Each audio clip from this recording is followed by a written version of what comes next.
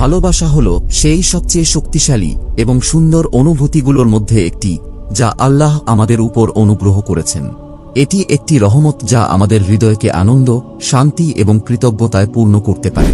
এটি এমন একটি পরীক্ষা যা আমাদের ঈমান, ধৈর্য এবং সততার সাথে চ্যালেঞ্জ করতে পারে।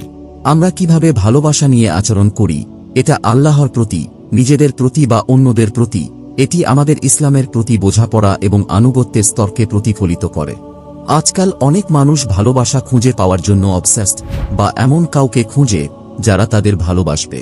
তারা অন্যদের কাছ থেকে মূল্যায়ন, মনোযোগ এবং স্নেহ খোঁজে, প্রায়ই তাদের মূল্যবোধ, মর্যাদা এবং আত্মসম্মানকে ত্যাগ করে। তারা ভালোবাসার জন্য ভিক্ষা করে এবং তাতে তারা নিজেদের হারিয়ে ফেলে। তারা ভুলে যায় যে একমাত্র সত্য এবং স্থায়ী ভালোবাসা হল আল্লাহর ভালোবাসা, এবং এটি অর্জন করার একমাত্র উপায় হল তার নির্দেশনা অনুসরণ করা এবং তাঁর আদেশ মেনে চলা। এই ভিডিওতে আমরা আপনাদের সাথে 7টি ইসলামিক উপায় শেয়ার করব, যাতে আপনি কখনো ভালোবাসার জন্য ভিক্ষা না চান এবং সবকিছু স্বাভাবিকভাবে পেতে পারেন। এগুলি অন্যদের প্রভাবিত বা আকৃষ্ট করার জন্য ট্রিক্স বা কৌশল নয়, বরং নিজেকে শুদ্ধ এবং উন্নত করার জন্য নীতিমালা এবং অনুশীলন। এই উপায়গুলি প্রয়োগ করে আমরা কেবল আল্লাহর সাথে আমাদের সম্পর্ক উন্নত করব না, বরং আমাদের নিজেদের এবং অন্যদের সাথেও সম্পর্ক উন্নত করব। আমরা কেবল ভালোবাসাকে জোর করে পাওয়ার জটিলতা এড়াব না, বরং স্বাভাবিক ভালোবাসার ফলগুলি উপভোগ করব। চলুন শুরু করি। নম্বর 1, প্রথমে এবং সবার আগে আল্লাহকে ভালোবাসুন। ভালোবাসার জন্য কখনো ভিক্ষা না চাওয়ার প্রথম এবং সবচেয়ে গুরুত্বপূর্ণ উপায় হল আল্লাহকে প্রথমে এবং সর্বাগ্রে ভালোবাসা। আল্লাহই সকল ভালোবাসার উৎস এবং তিনি সবচেয়ে দয়ালু এবং ভালোবাসার সবচেয়ে উপযুক্ত। আল্লাহ কুরআনে বলেন, আর তার নিদর্শনাবলীর মধ্যে এটি যে তিনি তোমাদের জন্য নিজেদের মধ্য থেকে সঙ্গী তৈরি করেছেন, যাতে তোমরা তাদের মধ্যে প্রশান্তি খুঁজে পাও, এবং তিনি তোমাদের মধ্যে প্রেম এবং দয়া স্থাপন করেছেন। নিঃসন্দেহে এতে চিন্তা করার জন্য নিদর্শন রয়েছে তাদের জন্য যারা চিন্তা করে। আল্লাহ আমাদের যুগল হিসেবে সৃষ্টি করেছেন এবং আমাদের মধ্যে প্রেম ও দয়া স্থাপন করেছেন। এটি তার প্রজ্ঞা এবং দয়ার একটি নিদর্শন এবং আমাদের সুখ ও আরাম পাওয়ার একটি মাধ্যম। তবে এর মানে এই নয় যে আমরা আমাদের জীবনসঙ্গী বা সঙ্গীকে আমাদের জীবনের কেন্দ্রবিন্দু বা আমাদের অস্তিত্বের চূড়ান্ত লক্ষ্য বানাবো। বরং আমাদের উচিত আল্লাহকে আমাদের জীবনের কেন্দ্রবিন্দু এবং চূড়ান্ত লক্ষ্য বানানো। আমাদের তাকে সবকিছুর চেয়ে বেশি ভালোবাসা উচিত এবং তার সন্তুষ্টি চাইতে হবে সবকিছুর উপরে। প্রিয় নবী মুহাম্মদ সাল্লাল্লাহু আলাইহি ওয়াসাল্লাম বলেছেন যে আল্লাহর জন্য ভালোবাসে, আল্লাহর জন্য ঘৃণা করে, আল্লাহর জন্য দেয় এবং আল্লাহর জন্য আটকায়, তার ঈমান পূর্ণ হয়েছে। এর মানে হল আমাদের উচিত আমাদের ভালোবাসা এবং ঘৃণা, আমাদের দেয়া এবং আটকা রাখা আল্লাহ যা পছন্দ করেন বা অপছন্দ করেন তার উপর ভিত্তি করে হওয়া উচিত। আমাদের নিজের স্বার্থে বা দুনিয়াবী কারণে কাউকে বা কোনো কিছুকে ভালোবাসা বা ঘৃণা করা উচিত নয়, বরং আল্লাহর খাতিরে করা উচিত। আমাদের নিজের সুবিধার জন্য বা দুনিয়াবী লাভের জন্য কিছু দেওয়া বা আটকে রাখা উচিত নয়, বরং আল্লাহর খাতিরে করা উচিত। যখন আমরা আল্লাহকে সবার আগে ভালোবাসব, তখন আমরা কারো কাছে ভালোবাসার জন্য হাত পাতব না। আমরা আল্লাহ যা আমাদের দিয়েছেন তাতে সন্তুষ্ট থাকব এবং যা তার ইচ্ছা তা নিয়ে সন্তুষ্ট হব। আমরা আমাদের হৃদয়কে আল্লাহ ছাড়া অন্য কিছু বা কাউকে আষ্টে পৃষ্ঠে বেঁধে রাখব না, এবং আমরা কাউকে বা কিছু হারানোর ভয় পাব না, কেবল আল্লাহকে হারানোর ভয় থাকবে। আমরা কখনোই নিরাশ, ডিসপেরেট বা অনিরাপদ অনুভব করব না, বরং আত্মবিশ্বাসী, কৃতজ্ঞ এবং মর্যাদাপূর্ণ অনুভব করব। নম্বর 2, আল্লাহর সন্তুষ্টির জন্য নিজেকে ভালোবাসুন। ভালোবাসার জন্য কারো কাছে কখনো হাত পাতবেন না। এর দ্বিতীয় উপায় হল আল্লাহর সন্তুষ্টির জন্য নিজেকে ভালোবাসা। আল্লাহ আমাদেরকে সৃষ্টির সেরা রূপে সৃষ্টি করেছেন। তিনি আমাদের সম্মানিত করেছেন বহু সৃষ্টির ওপর। কুরআনে আল্লাহ সূরা আলে ইমরানে বলেন, আমি মানুষকে শ্রেষ্ঠ রূপে সৃষ্টি করেছি। আমি আদম সন্তানদের সম্মানিত করেছি, স্থলে ও জলে তাদের চলাচলের ব্যবস্থা করেছি, উত্তম রিজিক দিয়ে তাদেরকে জীবিকা দিয়েছি এবং আমার বহু সৃষ্টির ওপর তাদের শ্রেষ্ঠত্ব দিয়েছি। আল্লাহ আমাদের সম্মানের সঙ্গে সৃষ্টি করেছেন, আমাদেরকে জ্ঞান, বিবেক, ইচ্ছাশক্তি ও সঠিক পথের দিশা দিয়েছেন, আমাদের কাছে নবী পাঠিয়েছেন, কিতাব নাজিল করেছেন এবং আমাদেরকে শ্রেষ্ঠ উম্মত বানিয়েছেন। আল্লাহ সূরা নিসায় বলেন, তোমরা মানবজাতির কল্যাণের জন্য উৎকৃষ্ট উম্মত। তোমরা সৎ কাজে আদেশ দাও, অসৎ কাজ থেকে নিষেধ করো এবং আল্লাহতে বিশ্বাস রাখো। আল্লাহ আমাদের ভালোবাসেন। তিনি চান আমরা নিজেকেও ভালোবাসি। তিনি চান না আমরা নিজেকে ঘৃণা করি, নিজেকে কষ্ট দিই বা নিজেকে ছোট করে দেখি, বরং তিনি চান আমরা নিজেকে সম্মান করি, রক্ষা করি এবং উন্নত করি। আল্লাহর সন্তুষ্টির জন্য যখন আমরা নিজেকে ভালোবাসি, তখন আর কারো ভালোবাসার জন্য আমাদের ভিক্ষা করতে হয় না। আমরা তখন আর মানুষের প্রশংসা, ভালোবাসা বা স্বীকৃতির জন্য ব্যাকুল হই না, আমরা শুধু আল্লাহর সন্তুষ্টি চাই। আমরা তখন আর মানুষের ওপর নির্ভর করি না, আমরা নির্ভর করি আল্লাহর ওপর। আমরা তখন আর কাউকে আমাদের পরিচয়, মূল্য বা সম্মান ঠিক করে দেওয়ার সুযোগ দিই না, বরং নিজেই নিজেকে গড়ে তুলি, নিয়ন্ত্রণ করি এবং নিজেকে সম্মান করি। নম্বর 3, আল্লাহর সন্তুষ্টির জন্য অন্যদের ভালোবাসুন। ভালোবাসার জন্য কারো কাছে কখনো হাত পাতবেন না। এর তৃতীয় উপায় হল আল্লাহর সন্তুষ্টির জন্য অন্যদের ভালোবাসা। আল্লাহ আমাদের সমাজবদ্ধ জীব হিসেবে সৃষ্টি করেছেন। তিনি আমাদের জাতি ও গোত্রে বিভক্ত করেছেন, আত্মীয় ও বন্ধু বানিয়েছেন, যাতে আমরা একে অপরকে চিনতে পারি, ভালোবাসতে পারি, সাহায্য করতে পারি। কুরআনে আল্লাহ সূরা হুজুরাতে বলেন, হে মানবজাতি, আমি তোমাদেরকে এক পুরুষ ও এক নারী থেকে সৃষ্টি করেছি এবং তোমাদেরকে বিভিন্ন জাতি ও গোত্রে বিভক্ত করেছি, যাতে তোমরা একে অপরকে চিনতে পারো। নিঃসন্দেহে আল্লাহর কাছে সবচেয়ে মর্যাদাবান সেই ব্যক্তি যে সবচেয়ে পরহেজগার। নিশ্চয়ই আল্লাহ সর্বজ্ঞ, সবকিছু জানেন। আল্লাহ আমাদের একে অপরকে জানার জন্য, একসাথে চলার জন্য এবং ভালোবাসার জন্য সৃষ্টি করেছেন। তিনি বলেন, ঈমানদাররা একে অপরের ভাই। অতএব তোমরা তোমাদের দুই ভাইয়ের মধ্যে সম্পর্ক ঠিক করে দাও এবং আল্লাহকে ভয় করো, যাতে তোমরা দয়ালাভ করো। তোমরা সবাই আল্লাহর রজ্জু দৃঢ়ভাবে আঁকড়ে ধরো এবং বিভক্ত হয়েও না। স্মরণ করো, তোমরা একসময় শত্রু ছিলে, কিন্তু আল্লাহ তোমাদের হৃদয় মিলিয়ে দিলেন এবং তোমরা ভাই হয়ে গেলে। সূরা আল হুজুরাত 10 ও সূরা আলে ইমরান 103। আল্লাহ আমাদের ভালোবাসেন এবং তিনি চান আমরা অন্যদেরও ভালোবাসি। তিনি চান না আমরা কারো প্রতি ঘৃণা করি, ক্ষতি করি বা অন্যায় করি। তিনি চান আমরা সদয় হই, সাহায্য করি এবং ক্ষমা করি। তিনি চান আমরা অন্যদেরকে তাঁর সন্তুষ্টির জন্য ভালোবাসি। যেটা তিনি তাদের মধ্যে পছন্দ করেন সেটা ভালোবাসি, আর যেটা তিনি অপছন্দ করেন সেটা এড়িয়ে চলি। যখন আমরা কাউকে আল্লাহর জন্য ভালোবাসি, তখন আর কারো ভালোবাসার জন্য হাত পাততে হয় না। আমরা আর কারো কাছ থেকে কিছু পাওয়ার আশায় ভালোবাসি না, কোনো শর্ত জুড়ে দিই না, কোনো বিনিময় আশা করি না। আমরা তখন নিঃস্বার্থভাবে, আন্তরিকভাবে, শুধুই আল্লাহর সন্তুষ্টির জন্য ভালোবাসি। আমাদের ভালোবাসায় থাকে হিকমা, ইনসাফ ও দয়া, যাতে অন্যরা উপকৃত হয়। আমাদের ভালোবাসায় থাকে ধৈর্য, কৃতজ্ঞতা ও ভরসা, আল্লাহর পুরস্কার পাওয়ার আশায়। নম্বর 4, ভালোকে ভালোবাসুন, মন্দকে ঘৃণা করুন। ভালোবাসার জন্য কারো কাছে কখনো হাত পাতবেন না। এর চতুর্থ উপায় হল ভালোকে ভালোবাসা এবং মন্দকে ঘৃণা করা। আল্লাহ সমস্ত ভালোর উৎস, তিনি ভালোকে ভালোবাসেন। কুরআনে সূরা আরাফে আল্লাহ বলেন, নিশ্চয়ই আল্লাহ সৎকর্মশীলদের ভালোবাসেন। নিশ্চয়ই তিনি ন্যায়পরায়ণদের ভালোবাসেন, আর তিনি তাদের ভালোবাসেন যারা তাওবা করে এবং নিজেদেরকে পবিত্র রাখে। আল্লাহ সব ন্যায়েরও উৎস এবং তিনি মন্দকে ঘৃণা করেন।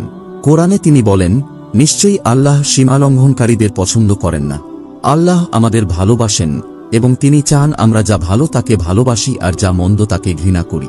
তিনি চান না আমরা যা ক্ষতিকারক তাকে ভালোবাসি, যা উপকারী তাকে ঘৃণা করি, অথবা যা সঠিক বা ভুল সে বিষয়ে উদাসীন থাকি। তিনি চান আমরা তার পাঠানো আদেশ দ্বারা পরিচালিত হই, তার রাসূলের অনুসরণ করি এবং তার আইন মেনে চলি। তিনি চান আমরা যা তিনি ভালোবাসেন তাকে ভালোবাসি এবং যা তিনি ঘৃণা করেন তাকে ঘৃণা করি।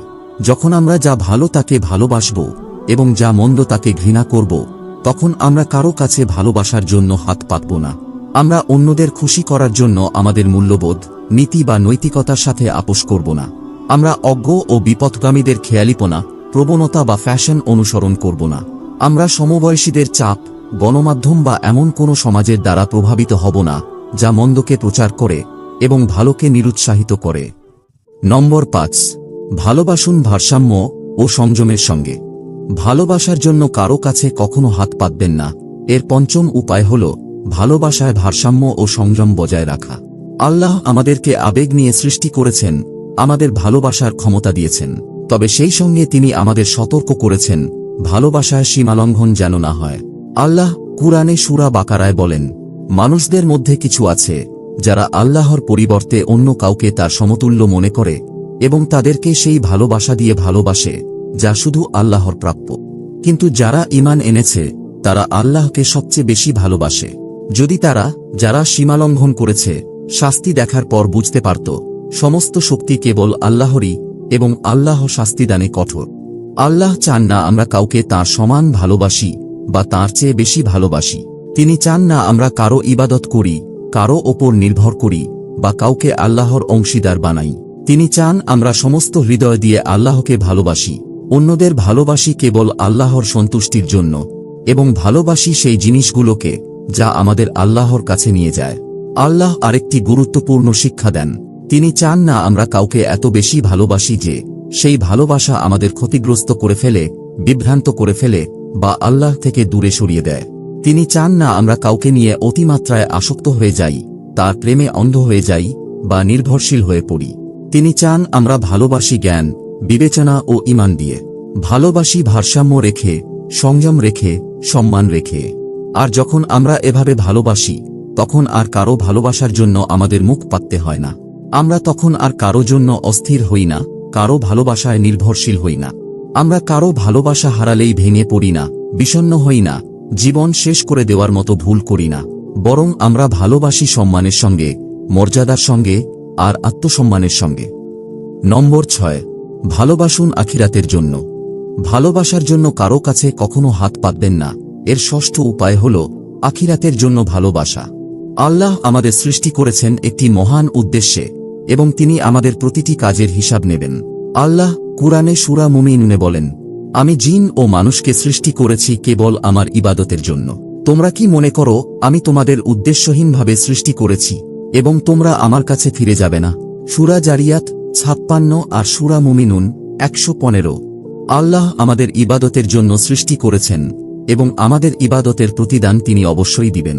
তিনি সূরা কাহফে আরও বলেন, যারা ঈমান এনেছে এবং সৎকর্ম করেছে তাদের জন্য জান্নাতের বাগান রয়েছে স্থায়ী নিবাস হিসেবে। তারা কখনো তা ছেড়ে অন্য কিছু চাইবে না। আর যারা তাদের প্রভুকে ভয় করেছে তাদের জন্য রয়েছে জান্নাত, যার নিচে দিয়ে নদী প্রবাহিত হবে। তারা চিরকাল সেখানেই থাকবে। এটা আল্লাহর পক্ষ থেকে দেওয়া পুরস্কার। আর আল্লাহর কাছে যা আছে তা পরহেজগারদের জন্য শ্রেষ্ঠ। আল্লাহ আমাদের ভালোবাসেন এবং তিনি চান আমরা এমনভাবে ভালোবাসি যা আখিরাতে আমাদের উপকারে আসবে। তিনি চান না আমরা দুনিয়ার মোহে পড়ে যাই, এই দুনিয়ার প্রতি অতিমাত্রায় আসক্ত হই কিংবা দুনিয়ার ধোঁকায় পড়ে যাই। তিনি চান আমরা ভালোবাসি সেই জিনিসগুলোকে যা আখিরাতে আমাদের উপকারে আসবে। তিনি চান আমরা দূরে থাকি সেই জিনিসগুলো থেকে যা আখিরাতে আমাদের ক্ষতি করতে পারে। তিনি চান আমরা আখিরাতের জন্য প্রস্তুতি নেই। তিনি চান আমরা তার সন্তুষ্টির জন্য ভালোবাসি, তার জন্য প্রস্তুতকৃত জান্নাতকে ভালোবাসি এবং তাদের ভালোবাসি যারা আখিরাতে আমাদের সঙ্গী হবে। যখন আমরা আখিরাতের জন্য ভালোবাসি তখন আর কারো ভালোবাসার জন্য ভিক্ষা করতে হয় না। আমরা তখন আর দুনিয়ার কাউকে বা কোনো কিছুকে আঁকড়ে ধরে থাকি না। আমরা আর দুঃখ পাই না, চিন্তিত হই না বা কাউকে হারিয়ে ভেঙে পড়ি না। আমরা তখন আর বিভ্রান্ত হই না, পথভ্রষ্ট হই না বা দুনিয়ার মোহে পড়ে থাকি না। বরং আমরা ভালোবাসি আশা দিয়ে, ঈমান দিয়ে এবং দৃঢ় বিশ্বাস দিয়ে। নম্বর 7, কুরআন ও সুন্নাহ এর আলোকে ভালোবাসুন। ভালোবাসার জন্য কারো কাছে কখনো হাত পাতবেন না। এর সপ্তম এবং শেষ উপায় হল কুরআন ও সুন্নাহর নির্দেশনার আলোকে ভালোবাসা। আল্লাহ কুরআন নাজিল করেছেন হিদায়াত, রহমত এবং মুমিনদের জন্য শিফা বা আরোগ্য হিসেবে। আল্লাহ সূরা বাকারায় বলেন, এই কিতাবটি, এতে কোনো সন্দেহ নেই, এটা আল্লাহ ভীরুদের জন্য হিদায়াত। আবার সূরা ইসরায় বলেন, আমি কুরআনে এমন কিছু নাজিল করেছি যা মুমিনদের জন্য শিফা ও রহমত, কিন্তু জালিমদের ক্ষতিই বাড়ে। আল্লাহ আমাদের জন্য নবী মুহাম্মদ সাল্লাল্লাহু আলাইহি ওয়াসাল্লামকে পাঠিয়েছেন দৃষ্টান্ত, রহমত এবং বিশ্ব জগতের জন্য বরকত হিসেবে। আল্লাহ সূরা আহজাবে বলেন, তোমাদের জন্য রাসূলুল্লাহর মধ্যে রয়েছে উত্তম আদর্শ, তার জন্য যে আল্লাহ ও আখিরাতে বিশ্বাস রাখে এবং আল্লাহকে অধিক স্মরণ করে। আরও বলেন সূরা আম্বিয়ায়, হে মুহাম্মদ, আমি আপনাকে প্রেরণ করেছি বিশ্বজগতের জন্য একমাত্র রহমত হিসেবে। আল্লাহ আমাদের ভালোবাসেন এবং তিনি চান আমরা ভালোবাসি কুরআন ও সুন্নাহর নির্দেশনা অনুযায়ী। তিনি চান না আমরা অজ্ঞতাবশত, বিদাত করে বা বিভ্রান্ত হয়ে ভালোবাসি। তিনি চান আমরা ভালোবাসি জ্ঞান, বুঝদার এবং হিকমাহর মাধ্যমে। তিনি চান আমরা ভালোবাসি কুরআন ও সুন্নাহ থেকে শিক্ষা নেওয়া কথা, কাজ ও আচরণের মাধ্যমে। আর যখন আমরা কুরআন ও সুন্নাহর আলোকে ভালোবাসি তখন আর কারো ভালোবাসার জন্য হাত পাততে হয় না। আমরা তখন আর কাউকে নিয়ে বিভ্রান্ত হই না, বিপদগামী হই না। আমরা কারো দ্বারা প্রভাবিত হই না, নষ্ট হই না, কিংবা ধোঁকায় পড়ি না। আমরা আর বিভক্ত হই না, দ্বন্দ্বে জড়াই না, আর কলহে পড়ি না। বরং আমরা ভালোবাসি ঐক্য, সৌহার্দ্য এবং শান্তির সঙ্গে। এই ছিল ভালোবাসার 7টি ইসলামিক পন্থা, যার মাধ্যমে আপনি কারো ভালোবাসার জন্য ভিক্ষা না চেয়ে আল্লাহর দেওয়া প্রকৃত ভালোবাসা স্বাভাবিকভাবেই পেতে পারেন। এগুলোই হল মুমিনদের পথ, নেককারদের পথ, সফলদের পথ। এগুলোই হল আল্লাহর প্রেমিকদের এবং তার রাসূলের অনুসারীদের পথ। এগুলোই হল এমন ভালোবাসার পথ যেখানে জোর করে কিছু পাওয়ার চেষ্টা নেই, আছে শুধু সেই ভালোবাসা যেটা আল্লাহ নিজেই আমাদের জন্য সৃষ্টি করেছেন। আমরা আশা করি এই ভিডিও আপনাকে অনুপ্রাণিত করেছে, মন ছুঁয়ে গেছে এবং জীবন বদলানোর মতো একটি বার্তা দিয়েছে। আশা করি আপনি এই শিক্ষা নিজের জীবনে প্রয়োগ করবেন এবং অন্যদের সঙ্গেও শেয়ার করবেন। আশা করি আপনি আল্লাহকে, নিজেকে এবং অন্যদের ভালোবাসবেন সবচেয়ে সুন্দর ও সঠিক পদ্ধতিতে। আশা করি আপনি আর কখনো কারো ভালোবাসার জন্য হাত পাতবেন না, বরং সবকিছুই স্বাভাবিকভাবে পেয়ে যাবেন ইনশাআল্লাহ। আল্লাহ আপনাকে বরকত দান করুন, তার ভালোবাসা দিন। আল্লাহকে যারা ভালোবাসে তাদের ভালোবাসা দিন, আর সেই কাজের ভালোবাসা দিন যেগুলো আপনাকে তার ভালোবাসার কাছাকাছি নিয়ে যায়। আমিন।